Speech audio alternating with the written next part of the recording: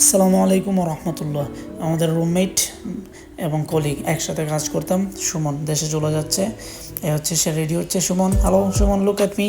তো সুমন রেডি হচ্ছে, সে দেশে যাওয়ার জন্য খুব এক্সাইটেড, কিন্তু আমাদের মন খারাপ একটু হলো, দেশে চলে যাবে তাই অনেক মিস করব।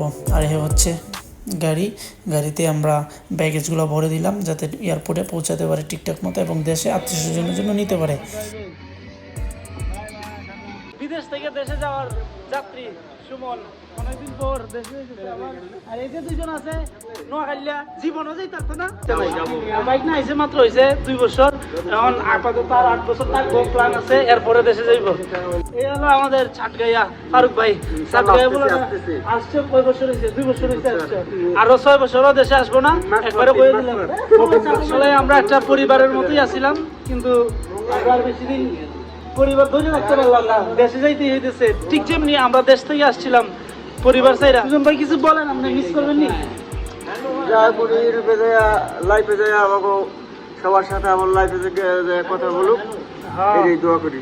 এটাই ভবিষ্যতে সাকসেস হোক, যে উদ্দেশ্যে দেশে যাইতেছে সেই উদ্দেশ্যের জন্য সফল হয়। আমরা চাই তুমি যাতে সফল হয়ে তোমার যে যাত্রা উদ্দেশ্যে যাচ্ছ আর কি, সেই যাত্রা উদ্দেশ্যের জন্য সফল হয়। ওকে, মিস করবো না।